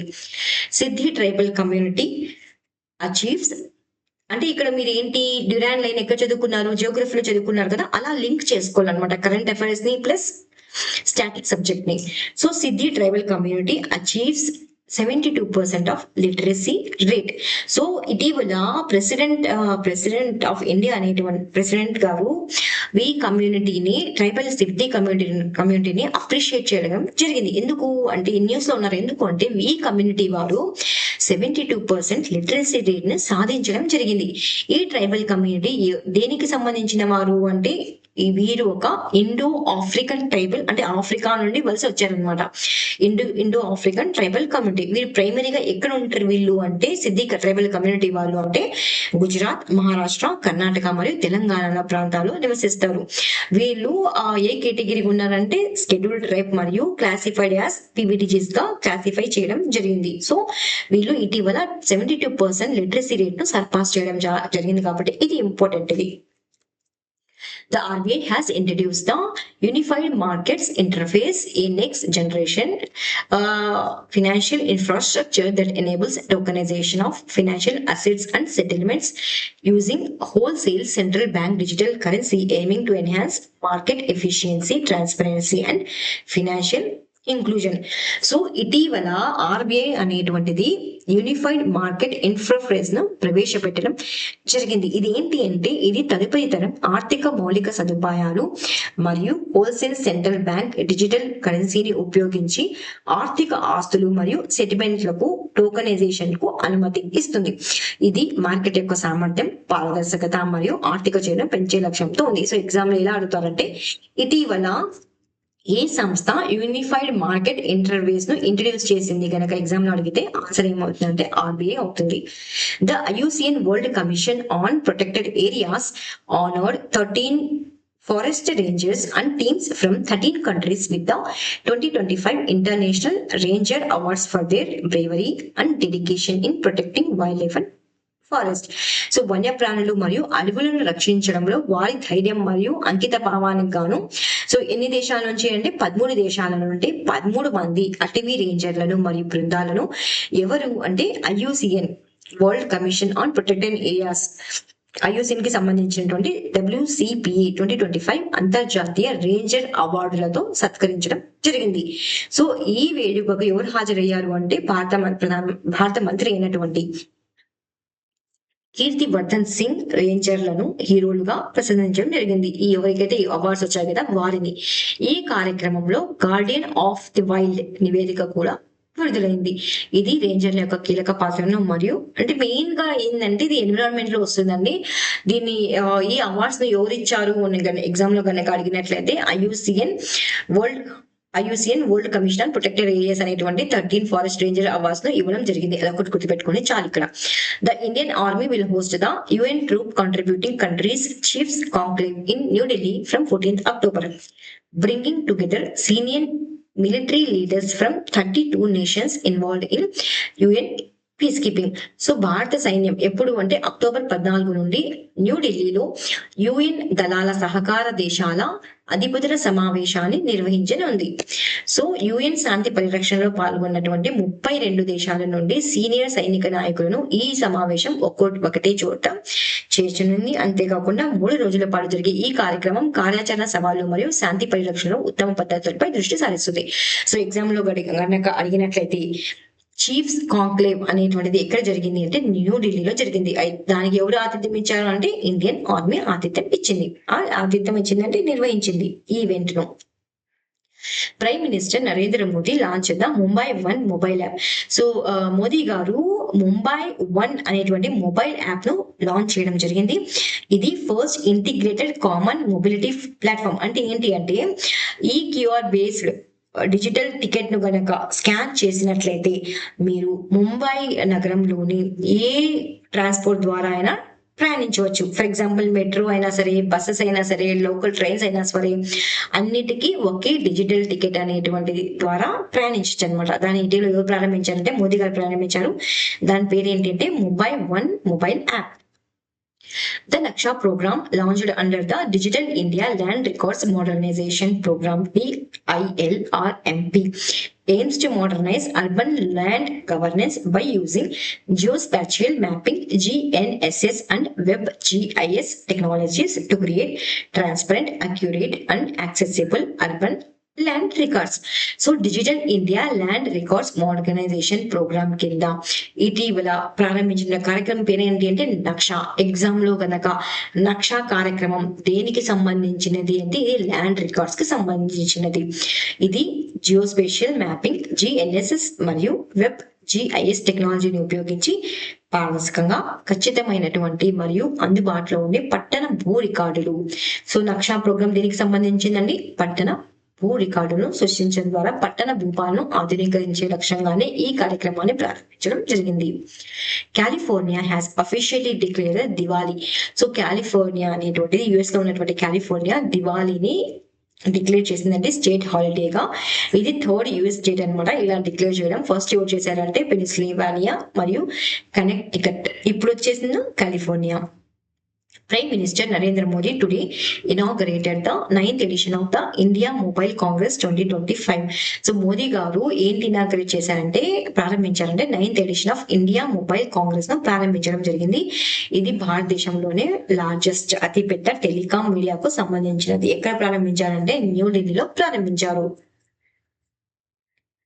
Google has expanded its AI-powered app builder Opal to 15 new countries. So Google అనేటువంటిది ఇటీవల ఒక యాప్ బిల్డర్ ఫోరం ను ప్రారంభించిందండి. అంటే ఓపల్ అనేటువంటి అంటే ఏంటి అంటే ఈ ఓపల్ అనేటువంటిది ద్వారా మనకు కావాల్సినటువంటి మొబైల్ అప్లికేషన్ మనమే క్రియేట్ చేసుకోవచ్చు అనమాట.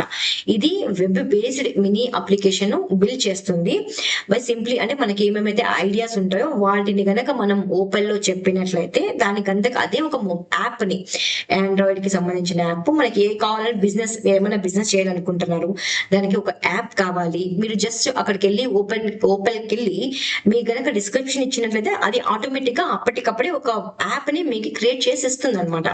చాలా ఇంపార్టెంట్ ఇది ఏ పవర్ యాప్ అనమాట. ఎగ్జామ్ లో కనుక ఓపెన్ అనేటువంటి యాప్ ఎవరికి ఏ సంస్థకి సంబంధించింది అంటే గూగుల్ కి సంబంధించింది.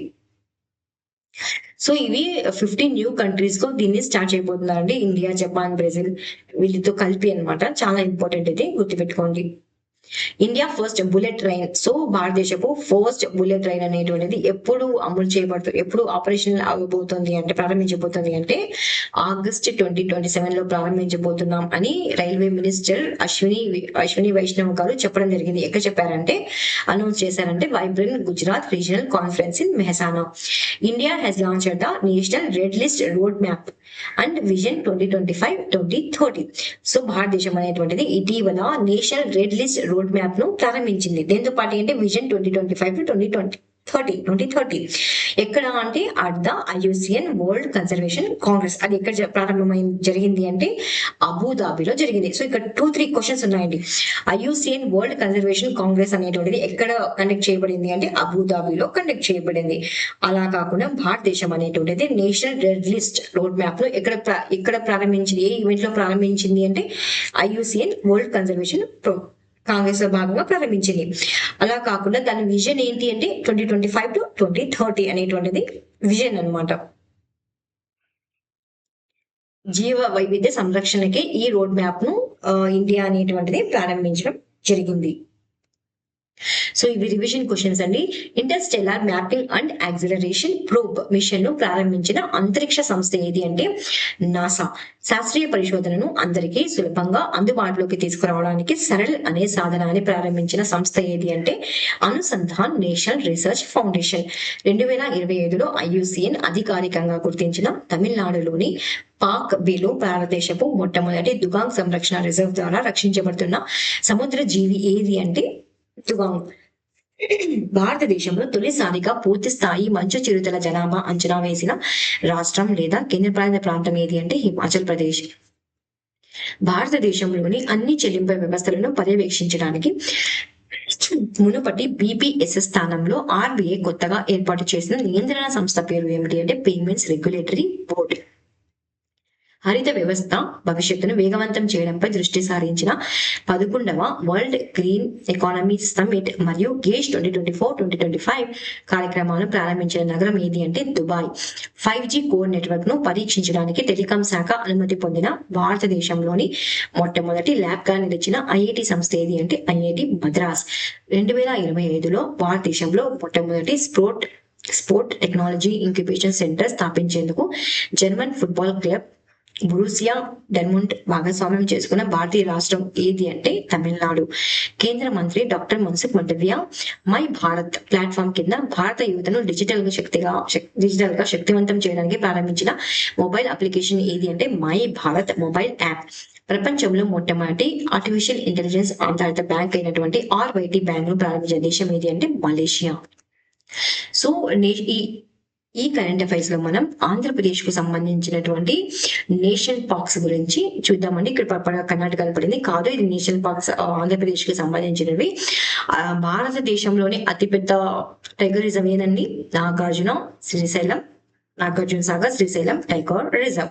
It is the largest tiger reserve. Already యూపీఎస్సీలో అడిగారండి, భారతదేశపు లార్జెస్ట్ టైగర్ రిజర్వ్ పేరు ఏంటి అంటే Nagarjuna Sagar Srisailam tiger reserve. So ఇది ఏ దేశాల మధ్య ఇది విస్తరించి ఉంది అంటే ఆంధ్రప్రదేశ్ మరియు తెలంగాణ మధ్య విస్తరించి ఉంది. ఏ ఫారెస్ట్ లో అంటే నల్లమల ఫారెస్ట్ అనమాట. దీని ద్వారా ఈ టైగర్ రిజర్వ్ ద్వారా ఏ నది ప్రవహిస్తుంది అంటే కృష్ణా నది అనేటువంటిది ప్రవహిస్తుంది. ఇంకా ఏంటి అంటే మేజర్ ఫానా ఏంటి? ఇక్కడ జంతువులు ఏం నివసిస్తాయి ఎక్కువగా అంటే ఎక్కువగా దేనికి ఫేమస్? ఏ జంతువులకు ఫేమస్ ఈ నాగార్జున శ్రీశైలం టైగర్ రిజర్వ్ అంటే Bengal tiger endangered category, leopard, national pangolin endangered, spotted deer దీని చీతలు అంటారు, least concern, sambar vulnerable, blackbuck, chinkara, 4 horn antelope అంటే చౌసింగా వండరబుల్ కేటగిరీ, మగ్గర్ అంటే క్రొకడైల్ అనమాట వండరబుల్ కేటగిరీ. ఇంకా ఏముంది అంటే పాపికొండ నేషనల్ పార్క్. ఇందులో మేజర్ ఫానా ఏంటి జంతువులు ఏంటి అంటే Bengal tiger, leopard, hyena, Indian gaur, sloth bear, spotted deer అంటే chital, sambar, barking deer, 4 horn antelope, కంచు మేక. ఇంకా మేజర్ అవిఫ్లానా వలస పక్షులు ఏంటి అంటే కామన్ పీకాక్, రెడ్ జంగల్ ఫోల్. మేజర్ రెప్టైల్స్ ఏంటి అంటే ఇండియన్ గోల్డెన్ గెకో లేకపోతే monitor lizard. The national park has a population of ఈ నేషనల్ పార్క్ ఎందులో అంటే పాపికొండ నేషనల్ పార్క్ లో ఎక్కువగా ఏంటి పాపులేషన్ ఉన్నాయి అంటే రీసెస్ మకావ్ అనమాట. నార్మల్లీ ఫౌండ్ ఇన్ నార్త్ గోదావరిలో ఎక్కువగా మనం దీన్ని చూడవచ్చు అనమాట. రీసెస్ మకావ్ మరియు బొనెట్ మకావ్. ఇంకా ఏంటి అంటే రాజీవ్ గాంధీ రామేశ్వరం నేషనల్ పార్క్ ఎక్కడ ఉంది అంటే కడప డిస్ట్రిక్ట్ లో ఉంది. ఇక్కడ మేజర్ ఫానా జంతువులు ఏముంటాయంటే స్పాటెడ్ డియర్, చీతల్, ముంగూస్. ఇక్కడ మేజర్ అవిఫ్లానా వలస పక్షులు ఏంటి అంటే little egrets, parakeets. Major amphibian fauna ఏంటంటే ఫాగ్ అనమాట, bullfrog. Major reptilian fauna ఏంటంటే స్నేక్స్ అనమాట, Russell, earth boa, John and boa. Sri Venkateswara wildlife sanctuary national park. It is a part of Seshachalam biosphere లో భాగంగా ఉందండి. ఇది ఏంటి అంటే Sri Venkateswara wildlife sanctuary మరియు నేషనల్ పార్క్ అనేటువంటిది శేషాచలం కొండలు మరియు తిరుబంద హిల్స్ లో స్ప్రెడ్ అయి ఉంది. ఇది తూర్పు కనుమలలో. మేజర్ ఫానా ఏంటి ఇక్కడ అంటే స్లెండర్ ఐరిస్, చాలా ఇంపార్టెంట్. లాస్ట్ టైం జరిగినటువంటి గ్రూప్ 1 ఎగ్జామ్ లో స్లెండర్ ఐరిస్ అనేటువంటిది ఏ నేషనల్ పార్క్ కి ఫేమస్ అండి అని అడిగారు అనమాట ఎగ్జామ్ లో. దేనికి ఎక్కడ చూడొచ్చు మనం ఈ స్లెండర్ ఐరిస్ ని అంటే శ్రీ వెంకటేశ్వర వైల్డ్ లైఫ్ శాంక్చురీలో మనం చూడొచ్చు అనమాట. సో ఇంకా ఏముంటాయంటే leopard, sloth bear, mouse deer, chousingha, Indian giant squirrel. Major avifauna ఏంటి ఇక్కడ అంటే grey hornbill, pied, kingfisher. Major reptilian fauna ఏంటి అంటే Indian golden gecko. So wildlife sanctuaries of Andhra Pradesh ఏంటి అంటే Coringa wildlife sanctuary, part of the Godavari అంటే డెల్టాకి సంబంధించింది ఇది కొరింగా వైల్డ్ లైఫ్ శాంక్చురీ అనేటువంటిది. ఇక్కడ మేజర్ ఏంటి ఏముంటాయంటే మ్యాంగ్రూవ్స్ అనేవి ఉంటాయి, చిత్తడి నేలలు. మెయిన్ ఫేమస్ ఫానా ఏంటి ఇక్కడ అంటే స్మూత్ కోటర్ అనమాట, vulnerable category. Olive ridley sea turtles vulnerable category. Estuarine crocodiles అంటే సాల్ట్ వాటర్ క్రొకడైల్ అనమాట, లీస్ట్ కన్సర్న్. అవిఫ్లానా వలస పక్షులు ఏంటి అంటే వైట్ బ్యాక్డ్ వల్చర్ అనమాట, క్రిటికల్లీ ఎండేంజర్డ్ అనమాట, Indian vulture. Gundla Brahmeswaram wildlife sanctuary. ఇది ఎక్కడ ఉంది అంటే periphery to the Nagarjuna Srisailam tiger reserve, అంటే నల్లమల కొండల్లోని నాగార్జున శ్రీశైలం టైగర్ రిజర్వ్ యొక్క అంచున ఉందన్నమాట. ఏది అంటే బ్రహ్మేశ్వరం వైల్డ్ లైఫ్ సాంచురీ. ఇంకా ఏంటంటే కౌండిన్య వైల్డ్ లైఫ్ సాంచురీ. మొన్న జరిగినటువంటి హైకోర్టు ఎగ్జామ్ లో అడిగారు. కౌండిన్య సాంచురీ దేనికి ఫేమస్ అంటే ఎలిఫెంట్స్ కి ఫేమస్ అన్నమాట. ఇది ఆంధ్రప్రదేశ్ మరియు తమిళనాడు యొక్క బార్డర్ లో ఉంది. నెక్స్ట్ కొల్లేరు వైల్డ్ లైఫ్ సాంచురీ, అదేవిధంగా బర్డ్ సాంచురీ. ఇది ఒక నేచురల్ లేక్ అనమాట. సో ఎవరి మధ్య అంటే కృష్ణ మరియు గోదావరి మధ్య ఉంది, స్ప్రెడ్ అయి ఉంది. ఇది రివర్స్ బేసిన్స్ మధ్య. ఇంకా ఏంటి అంటే Krishna wild life sanctuary, Pulicat lake wild life sanctuary. ఇది ఒక బర్డ్ సాంచురీ కూడా. ఎక్కడ బార్డర్ ఉంది అంటే తమిళనాడు మరియు Andhra Pradesh. It is the India second largest brackish water ecosystem అండి. అతిపెద్ద ఉప్పునీటి పర్యావరణ వ్యవస్థ ఇది. చిలికా లేక్ తర్వాత, చిలికా లేక్ ఎక్కడ ఉంది? ఒడిశాలో ఉంది. రోళ్లపాడు వైల్డ్ లైఫ్ సాంచురీ, ఇది ఒక bird life sanctuary, bird sanctuary కూడా. దీన్ని ఎందుకు ఎస్టాబ్లిష్ చేయవలసింది అంటే ప్రొటెక్ట్ చేయడానికి. వేటిని అంటే great Indian bustard. Already exam లో అడిగారు. రోళ్లపాడు వైల్డ్ లైఫ్ సాంచురీ అనేటువంటిది దేనికి ఫేమస్, దేనికి సంబంధించింది, ఇందులో ఏముంటాయి అంటే గ్రేట్ ఇండియన్ బస్టర్డ్ ని ప్రొటెక్ట్ చేస్తాయి అనమాట ఇది. మరియు lesser florican. Sri Lanka Malleswara wildlife sanctuary అనేటువంటి నల్లమల హిల్స్ లో ఉంది. దీని ఇంకా దేనికి ఇది ఫేమస్ అంటే జోర్డాన్ కర్సస్ బర్డ్ కి అనమాట. పెన్నా రివర్ అనేటువంటి సపరేట్ చేస్తుంది నల్లమల హిల్స్ ని పాల్గొండ హిల్స్ నుండి. ఇంకా ఏంటి అంటే Sri Penusula Narasimha wildlife sanctuary. ఇంకా ఏమున్నాయంటే Kambalakonda wildlife sanctuary, Visakhapatnam ఉంది. నేలపట్టు వైల్డ్ లైఫ్ సాంచురీ ఉంది, చాలా సార్లు అడిగారు. నెల్లూరులో ఉంది నేలపట్టు వైల్డ్ లైఫ్ సాంచురీ అని. రామ్సార్ సైట్ ఆఫ్ ఆంధ్రప్రదేశ్ ఏంటి అంటే కొల్లేరు లేక్ అనమాట.